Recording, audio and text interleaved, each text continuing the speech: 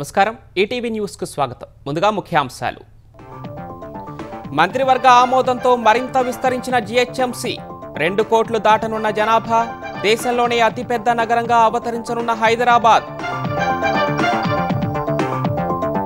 Telangana branding విశ్వవ్యాప్తం కావాలన్న CM Revanth ప్రపంచం మెచ్చేలా global summit నిర్వహించాలని అధికారులకు ఆదేశం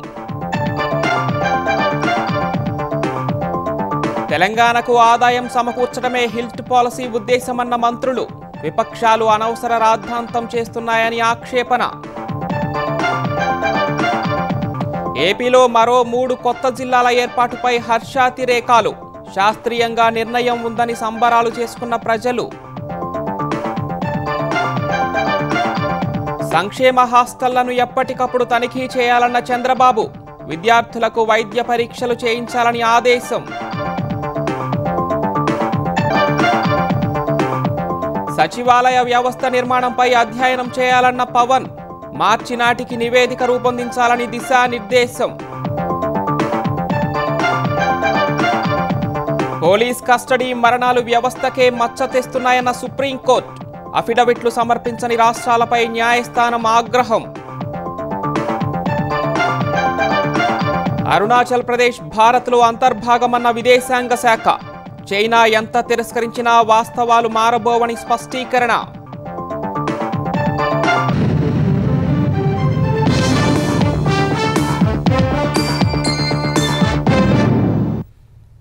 greater Hyderabad municipal corporation GHMC విస్తరణకు తెలంగాణ ప్రభుత్వం పచ్చజెండా ఊపింది.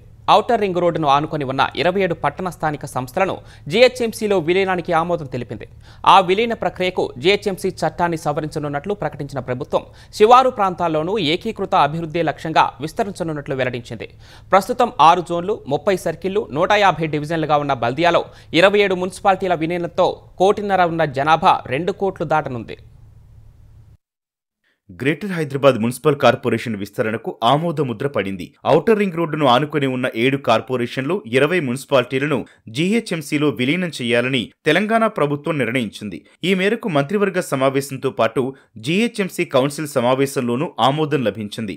6 జోన్లు 30 సర్కిళ్లు 150 డివిజన్లుగా ఉన్న గ్రేటర్ హైదరాబాద్ 1.5 కోటికి పైగా జనాభాకు సేవలందిస్తోంది. అయితే ఔటర్ను ఆనుకుని ఉన్న పట్టణ ప్రాంత మున్సిపాలిటీలు కార్పొరేషన్లలో ఆశించిన స్థాయిలో అభివృద్ధి జరగట్లేదని ప్రజలకు మౌలిక సదుపాయాల్లో లోపం ఉందని గ్రహించిన ప్రభుత్వం ఏకీకృత అభివృద్ధి లక్ష్యంగా అర్బన్ లోకల్ బాడీలను విలీనం చేయాలని నిర్ణయించింది. పెద్దంబర్పేట, జల్పల్లి, శంషాబాద్, తుర్కయాంజల్, మణికొండ, నార్సింగి, ఆదిభట్ల, తుక్కుగూడ, మేడ్చల్, నాగారం, దమ్మాయిగూడ, పోచారం, ఘట్కేసర్, గుండ్లపోచంపల్లి, తూముకుంట, కొంపల్లి, దుండిగల్, బొల్లారం, తెల్లాపూర్, అమీన్పూర్, బడంగ్పేట్, బండ్లగూడ, జాగీర్, మీర్పేట్, బోడుపల్, ఫీర్జాదిగూడ, జవహర్ నగర్, నిజాంపేట మున్సిపాలిటీలు జీహెచ్ఎంసీలో విలీనం కానున్నాయి.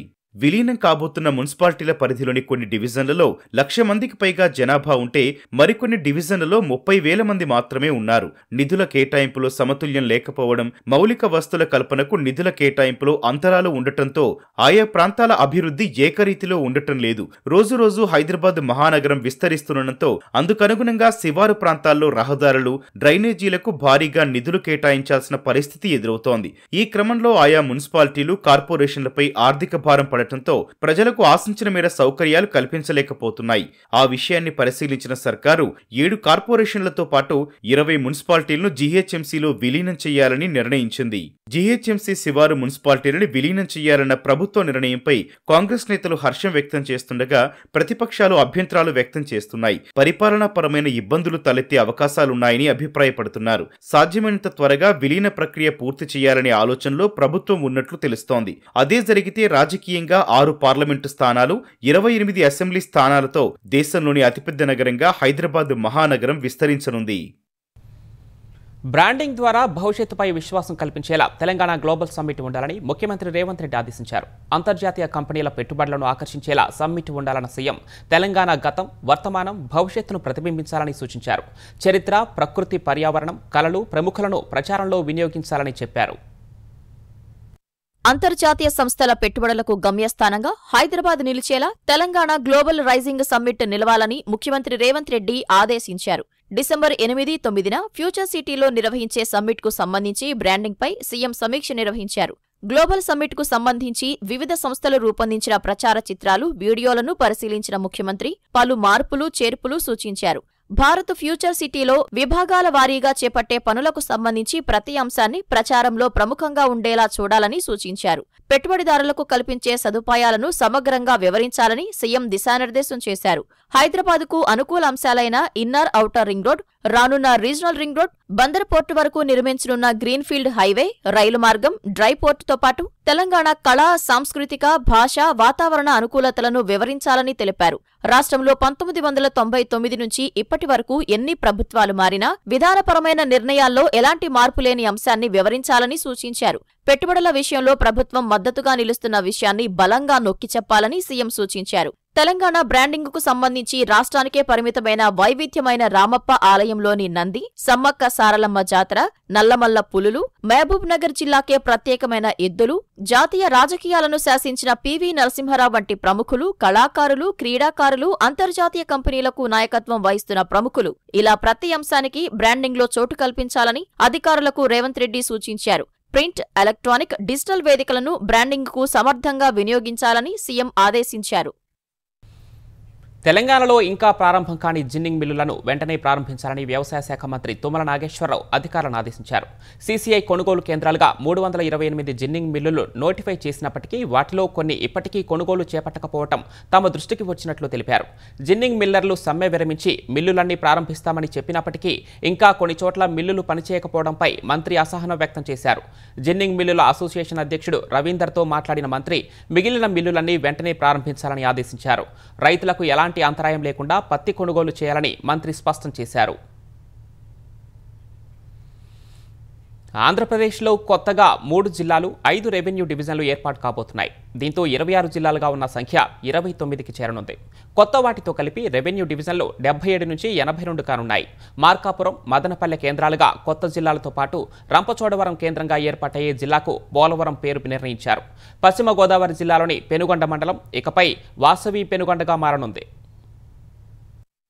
జిల్లాలు, రెవెన్యూ డివిజన్లు, మండలాల సరిహద్దుల మార్పులు, చేర్పులపై ఏర్పాటైన మంత్రివర్గ ఉపసంఘంతో సీఎం చంద్రబాబు అంతర్గతంగా సమీక్షించారు. భేటీలో పలు విషయాలను చర్చించారు. మంత్రివర్గ ఉపసంఘం సిఫార్సులపై చర్చించి ఆమోద ముద్ర వేశారు. నోటిఫికేషన్ విడుదలకు అధికారులు సన్నాహాలు ప్రారంభించారు. ప్రజల నుంచి అభ్యంతరాల స్వీకరణకు నెల రోజుల సమయం ఇస్తారు. డిసెంబర్ ఆఖరులోగా తుది గెజిట్ విడుదల కానుంది. పోలవరం ముంపు ప్రాంతంలోని అధిక శాతం ప్రాంతాలు చింతూరు, రంపచోడవరం రెవెన్యూ డివిజన్లలో ఉన్నాయి. పునరావాస గ్రామాలు కూడా అక్కడే ఏర్పాటవుతున్నాయి. దీంతో ఆ ప్రాంతాభివృద్ధి లక్ష్యంగా ప్రత్యేక జిల్లా ఏర్పాటు చేయాలని చంద్రబాబు నిర్ణయించారు. జిల్లాకు పోలవరం పేరు పెట్టాలని సూచించారు. ఈ 2 డివిజన్లను తూర్పుగోదావరి జిల్లాలో కలిపి ప్రత్యేక అథారిటీ ద్వారా అభివృద్ధి చేయొచ్చనే ప్రతిపాదన వచ్చినా దాన్ని పక్కన పెట్టి ప్రత్యేక జిల్లా ఏర్పాటుకే మొగ్గు చూపారు. దీంతో అల్లూరి సీతారామరాజు జిల్లా కేంద్రమైన పాడేరు ప్రజలకు 200 కిలోమీటర్లు పైగా ప్రయాణించే బాధలు తప్పాయి.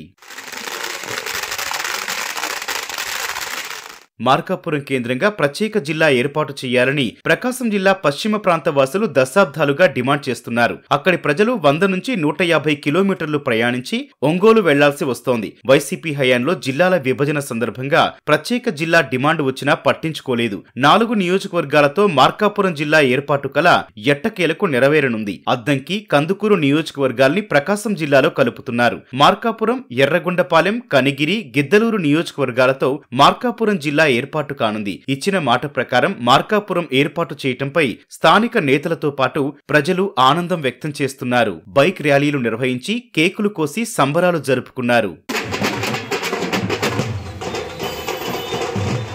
మదనపల్లె ప్రాంత ప్రజలకు ఉమ్మడి చిత్తూరు జిల్లాతోనే భౌగోళిక, సాంస్కృతిక సంబంధాలున్నాయి. వైసీపీ హయాంలో మదనపల్లె డివిజన్ను అన్నమయ్య జిల్లాలో కలిపారు. దీన్ని స్థానిక ప్రజలు వ్యతిరేకించారు. మదనపల్లె జిల్లా ఏర్పాటు ప్రతిపాదన తెరమీదకొచ్చినా అప్పటి ప్రభుత్వం పట్టించుకోలేదు. మదనపల్లె ప్రత్యేక జిల్లా ఏర్పాటు చేస్తామని ఎన్నికల సమయంలో చంద్రబాబు హామీ ఇచ్చారు. అందుకనుగుణంగా అన్నమయ్య జిల్లా నుంచి విభజించి ప్రత్యేక జిల్లా ఏర్పాటు చేశారు. బనగానపల్లె రెవెన్యూ డివిజన్ ఏర్పాటుకు ముఖ్యమంత్రి ఆమోద ముద్ర వేశారు. దీంతో మంత్రి బీసీ జనార్దన్ రెడ్డి ముఖ్యమంత్రికి కృతజ్ఞతలు తెలిపారు. బనగానపల్లెను రెవెన్యూ డివిజన్ గా ఏర్పాటు చేయాలని మంత్రే ప్రతిపాదన చేయగా అది కార్యరూపం దాల్చనుండటంతో జనార్దన్ రెడ్డి ఆనందం వ్యక్తం చేశారు. జిల్లాల విభజన, రెవెన్యూ డివిజన్ల ఏర్పాటుతో 17 జిల్లాల్లో మార్పులు చేర్పులు జరగనున్నాయి. రాజధాని ప్రాంత పరిధిలోని కృష్ణా, గుంటూరు, పల్నాడు, ఎన్టీఆర్ జిల్లాల్లో మార్పులు చేయలేదు. జనగణన, నియోజకవర్గ పునర్విభజన తర్వాత వీటిపై నిర్ణయం తీసుకునే అవకాశం ఉంది. గ్రేటర్ అమరావతి ఏర్పాటుపైన సీఎం ఆలోచిస్తున్నట్లు సమాచారం. విజయనగరం, పార్వతీపురం, మన్యం, విశాఖ, ఏలూరు, అనంతపురం జిల్లాల్లోనూ మార్పులు చేయలేదు. తమ నియోజకవర్గాన్ని ఎన్టీఆర్ జిల్లాలో కలపొద్దంటూ ఒత్తిడి తెచ్చిన పెనమలూరు నియోజకవర్గ నేతల పంతం నెరవేరింది. గన్నవరం, నూజివీడు నియోజకవర్గాల్ని ఎన్టీఆర్ జిల్లాలో, కైకలూరు నియోజకవర్గాన్ని కృష్ణా జిల్లాలో కలపాలని మంత్రివర్గ ఉపసంఘం తొలుత ప్రతిపాదించింది. స్థానిక నేతల ఒత్తిళ్లకు తలాడిస్తూ విజయవాడలో భాగమైన పెనమలూరును ఎన్టీఆర్ జిల్లాలో కలపాలనే ప్రతిపాదన పక్కన పెట్టారు. వీటన్నింటిపై సమావేశంలో చర్చ జరిగింది. ప్రస్తుతానికి ఉమ్మడి కృష్ణా, గుంటూరు జిల్లాల్లో మార్పు చేర్పులేవీ చెయ్యొద్దని సీఎం సూచించారు. సంక్షేమ శాఖ హాస్టళ్లలో తనిఖీలను మంత్రులు, ఉన్నతాధికారులు, క్షేత్రస్థాయి సిబ్బంది విధి నిర్వహణలో భాగం చేసుకోవాలని ముఖ్యమంత్రి చంద్రబాబు స్పష్టం చేశారు. అన్ని హాస్టళ్లలో ఆర్ఓ ప్లాంట్లు ఏర్పాటు చేయాలని ఆదేశించారు. విద్యార్థుల్లో ఆత్మస్థైర్యం పెరిగేలా కౌన్సిలింగ్ ఇప్పించాలని నిర్దేశించారు. ప్రతి విద్యార్థి రక్త నమూనాలు, ప్రతి హాస్టల్లోని నీటి నమూనాలను తీసుకోవాలని సూచించారు. సంక్షేమ శాఖలకు ప్రత్యేకంగా కమాండ్ కంట్రోల్ రూమ్ ఏర్పాటు చేయాలని దిశానిర్దేశం చేశారు. ఎస్సీ, ఎస్టీ, బీసీ సంక్షేమ హాస్టళ్లు, రెసిడెన్షియల్ పాఠశాలల్లో నీటి సరఫరా, పారిశుధ్యం, ఇతర సదుపాయాలపై సీఎం చంద్రబాబు సచివాలయంలో సమీక్ష నిర్వహించారు. సంక్షేమ శాఖ హాస్టళ్లు, రెసిడెన్షియల్ స్కూళ్లలో పారిశుధ్యాన్ని 100% నిర్వహించాలని ఆదేశించారు. ఎక్కడ ఏ చిన్న పొరపాటు జరిగినా సహించేది లేదని తేల్చి చెప్పారు. ఇటీవల హాస్టళ్లలో జరిగిన తప్పిదాలు పునరావృతం కాకూడదని స్పష్టం చేశారు. రిపీట్ అయితే కారణాలు తెలుసుకునేది ఉండబోదని, నేరుగా బాధ్యులపై చర్యలు తీసుకుంటామని హెచ్చరించారు. 20% హాస్టళ్లలో టాయిలెట్ల నిర్మాణం ఇంకా జరగాల్సి ఉందని, వీటి కోసం 40 కోట్లు విడుదల చేస్తామన్నారు. యుద్ధ ప్రాతిపదికన వాటిని నిర్మించాలని ఆదేశించారు. ఆర్ఓ ప్లాంట్లు, టాయిలెట్లు లేకుండా హాస్టళ్లు ఉండటం సరికాదన్న సీఎం గత ప్రభుత్వ నిర్లక్ష్యం వల్ల ఇలాంటి తప్పులు దొర్లాయని ఆక్షేపించారు. ప్రతి హాస్టల్లోనూ, రెసిడెన్షియల్ పాఠశాలల్లోనూ ఆర్ఓ ప్లాంట్లు ఏర్పాటు చేయాలని నిర్దేశించారు. వైద్యులతో విద్యార్థులకు క్రమం తప్పకుండా వైద్య పరీక్షలు చేయించాలని సీఎం చంద్రబాబు అధికారులను ఆదేశించారు. హాస్టళ్లలోని 4,17,000 మంది విద్యార్థుల రక్త నమూనాలు సేకరించి సమస్యలు ఉన్నవారిని ముందుగానే గుర్తించి చికిత్సలు అందించాలని స్పష్టం చేశారు. బడుగు విద్యార్థులకు చేసే సాయాన్ని బాధ్యతగా తీసుకోవాలని చెప్పారు. సమాజంలో ప్రతి ఒక్కరికి సమాన అవకాశాలు కల్పించాలన్న ఉద్దేశంతో హాస్టళ్లు ఏర్పాటు చేశారని గుర్తు చేసిన సీఎం దీనికి విఘాతం కలిగించేలా అలక్ష్యం చేస్తే ఊరుకునేది లేదని తేల్చి చెప్పారు. హాస్టళ్లలో పరిస్థితిని పరిశీలించేందుకు క్షేత్రస్థాయి పర్యటనలు చేపట్టడంతో పాటు నిత్యం టెలికాన్ఫరెన్స్లు నిర్వహించాలని నిర్దేశించారు. సంక్షేమ రంగానికి చెందిన శాఖలన్నీ కలిపి ఉమ్మడిగా ఓ కంట్రోల్ రూమ్ ఏర్పాటు చేసుకోవాలని సీఎం స్పష్టం చేశారు. అన్ని హాస్టళ్లలోని విద్యార్థులకు డిజిటల్ హెల్త్ రికార్డ్స్ ఏర్పాటు చేసేలా చర్యలు తీసుకోవాలని సూచించారు. ఏజెన్సీ ప్రాంతాల్లోని హాస్టళ్లపై ప్రత్యేక శ్రద్ధ తీసుకోవాలని నిర్దేశించారు. విద్యార్థుల్లో ఆత్మస్థైర్యం పెరిగేలా ప్రత్యేకంగా కౌన్సిలింగ్ ఇప్పించాలని ఆదేశించారు. హాస్టళ్లలో నీటి సరఫరా విషయంలో పంచాయతీరాజ్, మున్సిపల్, సంక్షేమ, వైద్యారోగ్య శాఖలు కలిసి పనిచేయాలని సీఎం నిర్దేశించారు. అన్ని హాస్టళ్లలోని వాటర్ శాంపిల్స్ తీసుకోవాలని సూచించారు. ఎనీమియా, సికిల్ సెల్ వ్యాధులపై అవగాహన కల్పించే బాధ్యత అధికారులపైనే ఉందని సీఎం చంద్రబాబు స్పష్టం చేశారు. గ్రామ, వార్డు సచివాలయాల పనితీరు, ఆ వ్యవస్థ నిర్మాణంపై పూర్తి స్థాయిలో అధ్యయనం చేయాలని ఏపీ ఉప ముఖ్యమంత్రి పవన్ కళ్యాణ్ సూచించారు. గ్రామ స్థాయిలో వివిధ శాఖల నిర్మాణం, సచివాలయ ఉద్యోగులను ఆయా శాఖలకు ఎలా అనుసంధానించాలనే అంశంపైన కూలంకషంగా చర్చ జరగాల్సిన అవసరం ఉందన్నారు. గ్రామ, వార్డు సచివాలయ సిబ్బందికి పదోన్నతుల కల్పన, ఇతర శాఖల్లో అనుసంధానించడానికి ఉన్న అవకాశాలపై మంగళగిరిలోని క్యాంపు కార్యాలయంలో మంత్రుల బృందంతో పాటు వివిధ శాఖల ఉన్నతాధికారులతో పవన్ చర్చించారు. గ్రామ సచివాలయ ఉద్యోగులకు పదోన్నతులు కల్పించినప్పటికీ సచివాలయ వ్యవస్థ నిర్మాణం దెబ్బతినకుండా ఎలా ముందుకు తీసుకువెళ్లాలో ఆలోచించాలని సూచించారు. అన్ని శాఖల సమన్వయంతో ఈ మొత్తం ప్రక్రియపై వచ్చే మార్చి నాటికి పూర్తి అధ్యయనం చేసి ఒక నివేదిక ఇవ్వాలన్నారు. సచివాలయ ఉద్యోగుల పదోన్నతుల ప్రక్రియ వేగవంతం చేసేందుకు అవసరమైతే నెలకోసారి సమావేశమై లోటుపాట్లపై చర్చిద్దామని పవన్ స్పష్టం చేశారు. పారిశ్రామిక భూముల వినియోగ మార్పిడి విధానాన్ని తెలంగాణ ప్రభుత్వం పారదర్శకంగా తీసుకొచ్చిందని, అయినప్పటికీ బీఆర్ఎస్ నేతలు అనవసర రాద్ధాంతం చేస్తున్నారని తెలంగాణ మంత్రులు ధ్వజమెత్తారు. మంత్రివర్గ ఉపసంఘం సిఫార్సుల మేరకే హిల్ట్ పాలసీని తీసుకొచ్చినట్లు మంత్రి ఉత్తమ్ కుమార్ రెడ్డి తెలిపారు. ఓఆర్ఆర్ లోపల నగరాన్ని కాలుష్యరహితంగా మార్చడమే తమ ఉద్దేశమని, దీనిపై కేటీఆర్, హరీష్ రావు అనవసర రాజకీయాలు ఆపాలని సూచించారు. బీఆర్ఎస్ హయాంలో పారిశ్రామిక ప్రాంతాలను మార్చి డబ్బులు దండుకున్నారని మంత్రి జూపల్లి కృష్ణారావు విమర్శించారు. కేసీఆర్ హయాంలో మంత్రివర్గం అనుమతి, పాలసీ లేకుండానే కావాల్సిన వారి కోసం భూ వినియోగ మార్పిడి చేశారని డిప్యూటీ సీఎం భట్టి విక్రమార్క ఆరోపించారు. త్వరలో ఆ వివరాలను బయటపెడతామని భట్టి తెలిపారు.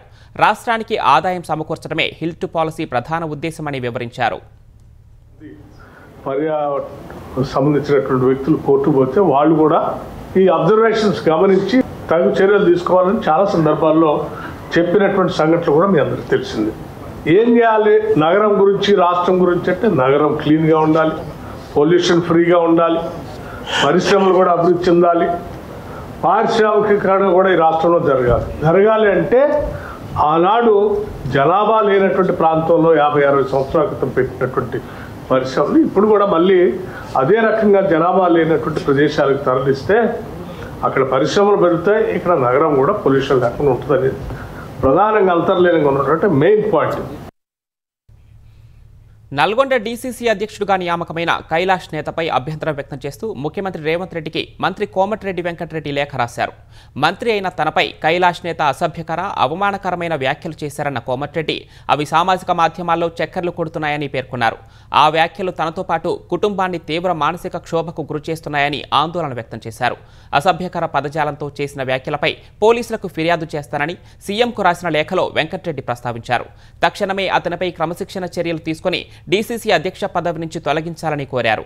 ఆ స్థానంలో ఇతరులను నియమించాలని సీఎంకు రాసిన లేఖలో మంత్రి స్పష్టం చేశారు. హైదరాబాద్లోని నెహ్రూ జువాలజికల్ పార్క్ అంతర్జాతీయ స్థాయిలో అరుదైన గుర్తింపును కైవసం చేసుకుంది. జూ పార్కుకి ప్రతిష్టాత్మకమైన 5 స్టార్ క్వాలిటీ రేటింగ్ సర్టిఫికెట్లు లభించాయి.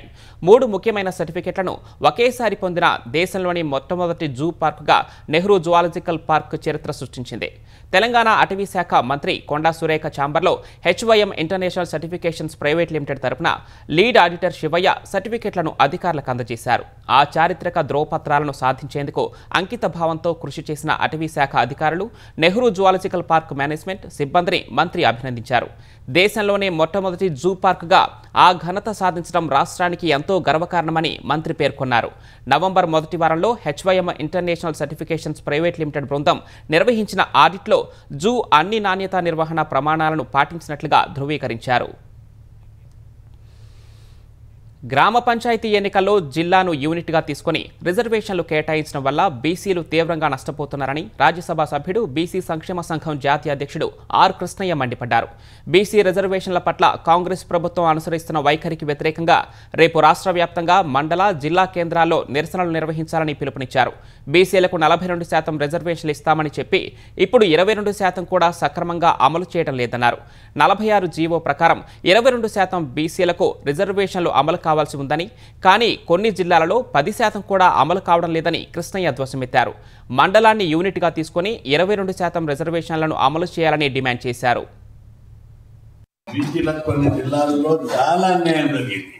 ఉదాహరణకు తీసుకున్నట్లయితే మొత్తం ఆదిలాబాద్ జిల్లాలో గ్రామ పంచాయతీలు 473 ఉంటే బీసీలకు 23 మాత్రమే కేటాయించారు.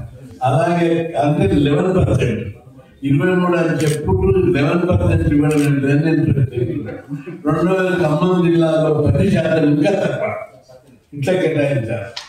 ఈ విధంగా పంచాయతీ ఎన్నికల్లో కూడా ఎలాంటి శాస్త్రీయత లేదు, ఏకబద్ధత లేదు, లేదా నియోజకవర్గాన్ని యూనిట్గా తీసుకోవాలని జిల్లాను యూనిట్గా తీసుకోవడం వల్ల బీసీలకు తీవ్ర నష్టం జరిగింది. AP logistics infrastructure corporation APLINC ఏర్పాటుకు ముఖ్యమంత్రి చంద్రబాబు గ్రీన్ సిగ్నల్ ఇచ్చారు. ఆంధ్రప్రదేశ్ ప్రభుత్వం ఆధ్వర్యంలో హోల్డింగ్ కంపెనీ తరహాలో AP లింక్ పనిచేయనుంది. పోర్టులు, ఎయిర్పోర్టులు, రోడ్లు, అంతర్గత జల రవాణా, గిడ్డంగల విభాగాలను అనుసంధానిస్తూ లాజిస్టిక్స్ వ్యయం తగ్గించడం సహా లాజిస్టిక్స్ రంగంలో పెద్ద ఎత్తున పెట్టుబడులు ఆకర్షించే బాధ్యతను AP లింక్ తీసుకోనుంది. లాజిస్టిక్స్ రంగంలో మౌలిక సదుపాయాల ప్రాజెక్టుల అమలు, సమన్వయం, పర్యవేక్షణకు AP లింక్ నోడల్ ఏజెన్సీగా వ్యవహరించనుంది. నకిలీ మద్యం కేసులో నిందితులైన జోగి రమేష్, రాములను 4 రోజుల పోలీస్ కస్టడీకి ఇస్తూ విజయవాడలోని ఎక్సైజ్ కోర్టు ఉత్తర్వులిచ్చింది. కస్టడీ కోసం సిట్ దాఖలు చేసిన పిటిషన్పై గత వారం ఇరుపక్షాల వాదనలు ముగిశాయి. దీనిపై న్యాయాధికారి లెనిన్ బాబు ఉత్తర్వులు జారీ చేశారు. 26వ తేదీ నుంచి 29 వరకు 4 రోజుల పాటు అనుమతించారు. ప్రతిరోజు ఉదయం 10 గంటల నుంచి సాయంత్రం వరకు విచారించవచ్చని, అనంతరం విజయవాడలోని జిల్లా కారాగారంలో అప్పగించాలని ఆదేశాల్లో పేర్కొన్నారు. ప్రస్తుతం జోగి సోదరులు నెల్లూరు కేంద్ర కారాగారంలో రిమాండ్లో ఉన్నారు. 4 రోజుల విచారణ అనంతరం విజయవాడ జైలులో ఉంటారు. ఈ కేసులో నిందితులకు మంగళవారంతో రిమాండ్ గడువు ముగియనున్న నేపథ్యంలో ఎక్సైజ్ కోర్టులో హాజరుపరిచారు. నిందితులకు వచ్చే నెల 9వ తేదీ వరకు రిమాండ్ను పొడిగించారు. మలక్కా జలసంధి ప్రాంతంలో వాయుగుండం కొనసాగుతోంది. ఇది పశ్చిమ వాయువ్య దిశగా కదులుతూ రాబోయే 48 గంటల్లో మరింత బలపడే అవకాశం ఉందని ఏపీ విపత్తుల నిర్వహణ సంస్థ వెల్లడించింది. నైరుతి బంగాళాఖాతం, దక్షిణ శ్రీలంక, హిందూ మహాసముద్రం మీదుగా మరో అల్పపీడనం కేంద్రీకృతమై ఉంది. ఇది రాబోయే 24 గంటల్లో ఉత్తర వాయువ్య దిశగా కదులుతూ తీవ్ర అల్పపీడనంగా మారే అవకాశం ఉంది. తర్వాత 24 గంటల్లో వాయుగుండంగా బలపడే అవకాశం ఉందని వివరించింది. రేపటి నుంచి మత్స్యకారులు సముద్రంలో వేటకు వెళ్లరాదని హెచ్చరించింది. వేటకు వెళ్లిన మత్స్యకారులు వెంటనే తిరిగి రావాలని సూచించింది. వీటి ప్రభావంతో నవంబర్ 29 నుండి డిసెంబర్ 2 వరకు కోస్తాంధ్ర, రాయలసీమలో అక్కడక్కడ మోస్తరు వర్షాలు కురిసే అవకాశం ఉందని విపత్తుల నిర్వహణ సంస్థ తెలిపింది. రైతులు అప్రమత్తమై వ్యవసాయ పనుల్లో తగిన జాగ్రత్తలు తీసుకోవాలని సూచించింది. పోలీస్ కస్టడీలో జరిగే హింస, మరణాలు వ్యవస్థకే మచ్చ అని, వీటిని దేశం సహించొద్దని సుప్రీంకోర్టు పేర్కొంది. పోలీస్ స్టేషన్లలో సీసీటీవీలు పనిచేయకపోవటాన్ని సుమోటో కేసుగా తీసుకున్న సుప్రీంకోర్టు విచారణ సందర్భంగా ఈ వ్యాఖ్యలు చేసింది. రాజస్థాన్లో గత 8 నెలల్లో పోలీస్ కస్టడీలో 11 మరణాలు సంభవించడంపై న్యాయస్థానం ఆందోళన వ్యక్తం చేసింది. గత విచారణ సమయంలో ఆదేశాల మేరకు కస్టడీలో హింస, మరణాలకు సంబంధించి 11 రాష్ట్రాలు మాత్రమే అఫిడవిట్లు దాఖలు చేశాయి. మిగిలిన రాష్ట్రాలు, కేంద్రపాలిత ప్రాంతాలు కేంద్ర ప్రభుత్వం ఇంకా సమర్పించలేదని ధర్మాసనం పేర్కొంది. ఇంకా అఫిడవిట్లు దాఖలు చేయని వారికి 3 వారాల గడువును ఇస్తూ విచారణను డిసెంబర్ 16కు వాయిదా వేసింది. అఫిడవిట్లు దాఖలు చేయకపోతే ఆయా రాష్ట్రాలు, యూటీల హోంశాఖలోని ముఖ్య కార్యదర్శులు కోర్టు ముందు హాజరు కావాల్సి ఉంటుందని హెచ్చరించింది. ఛత్తీస్గఢ్లో మావోయిస్టుల లొంగుబాట్లు కొనసాగుతున్నాయి. తాజాగా నారాయణపూర్ జిల్లాలో మరో 28 మంది మావోయిస్టులు జనజీవన స్రవంతిలో కలిశారు. లొంగిపోయిన వారిలో మాడ్ డివిజన్ కమిటీ సభ్యులు, పీఎల్జీఏ ఏరియా కమిటీ సభ్యులు, మిలిటరీ దళం కమాండర్, ఎల్ఓఎస్, జనతం సర్కార్ సభ్యులు ఉన్నారు. దండకారణ్యంలో కీలకంగా వ్యవహరించిన 22 మంది మావోయిస్టులపై 89 లక్షల రివార్డు ఉన్నట్లు ఐజీ సుందర్రాజ్ ప్రకటించారు. జనజీవన స్రవంతిలో కలిసిన వారిలో 19 మంది మహిళా మావోయిస్టులున్నారు. ఛత్తీస్గఢ్ ప్రభుత్వం అమలు చేస్తున్న గ్రామాభివృద్ధి పథకంతో పాటు నూతన లొంగుబాటు, పునరావాస విధానానికి ఆకర్షితులై హింసాపథం వీడుతున్నట్లు పోలీసులు తెలిపారు. ఒక ఎస్ఎల్ఆర్, ఒక ఇన్సాస్ రైఫిల్, ఒక 303 రైఫిల్ అప్పగించినట్లు చెప్పారు. బస్తర్ డివిజన్ ప్రాంతంలో గత 50 రోజుల్లో 512 మంది మావోయిస్టులు జనజీవన స్రవంతిలో కలిసినట్లు పోలీసు అధికారులు ప్రకటించారు. అరుణాచల్ ప్రదేశ్ భారత్లో విడదీయరాని అంతర్భాగమని చైనాకు భారత్ మరోసారి స్పష్టం చేసింది. ఇది స్పష్టమైన వాస్తవమన్న భారత్, చైనా ఎంత తిరస్కరించినా ఈ వాస్తవాలను మార్చలేమని తేల్చి చెప్పింది. షాంఘై విమానాశ్రయంలో అరుణాచల్ ప్రదేశ్ మహిళ పెమా వాంగ్తాంగ్ డాక్ను చైనా అధికారులు అదుపులోకి తీసుకోవడాన్ని భారత విదేశాంగ శాఖ తీవ్రంగా ఖండించింది. భారతీయురాలిని నిర్బంధించడంపై చైనా విదేశాంగ మంత్రిత్వ శాఖ చేసిన ప్రకటనలను గమనించామన్న విదేశాంగ శాఖ ప్రతినిధి రణధీర్ జైష్వాల్ వాటిని తోసిపుచ్చుతున్నట్లు ప్రకటనలో తెలిపారు. చైనా అధికారులు ఇప్పటికీ వారి చర్యలపై వివరణ ఇవ్వలేకపోయారన్న జైష్వాల్, షాంఘై విమానాశ్రయ అధికారుల చర్య అంతర్జాతీయ విమాన ఒప్పందాలను ఉల్లంఘిస్తున్నాయని పేర్కొన్నారు. చివరకు అన్ని దేశాల పౌరులకు 24 గంటల వరకు వీసా రహిత రవాణాను అనుమతించే చైనా స్వంత నిబంధనలను కూడా ఉల్లంఘిస్తున్నాయని గుర్తు చేశారు. ప్రభుత్వంపై తిరుగుబాటు ప్రయత్నానికి నాయకత్వం వహించినందుకు బ్రెజిల్ మాజీ అధ్యక్షుడు జైర్ బోల్సోనారోకు విధించిన 27 సంవత్సరాల జైలు శిక్ష ఇవాల్టి నుంచే ప్రారంభమైంది. శిక్ష వాయిదా లేదా రద్దవుతుందని చివరి నిమిషం వరకు బ్రెజిల్లో చాలామంది భావించినా అది జరగలేదు.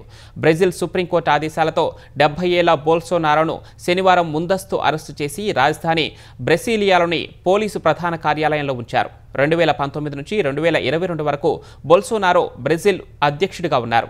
2022 ఎన్నికల ఓటమి తర్వాత బ్రెజిల్ ప్రజాస్వామ్య ప్రభుత్వాన్ని కూలదోయటానికి ఆయన యత్నించినట్లు తేలింది. కుట్రలో భాగంగా అధ్యక్షుడు లూయిస్ ఇనాసియో లులా డా సిల్వాతో పాటు ఉపాధ్యక్షుడు అలాగే సుప్రీంకోర్టు జస్టిస్ డి మోరేస్లను చంపాలని బోల్సోనారో భావించినట్లు సమాచారం. ఈ కేసులో ఆయనకు సహకరించిన పలువురు ఆర్మీ జనరల్స్తో పాటు మాజీ మంత్రులు ఇప్పటికే జైళ్లలో ఉన్నారు.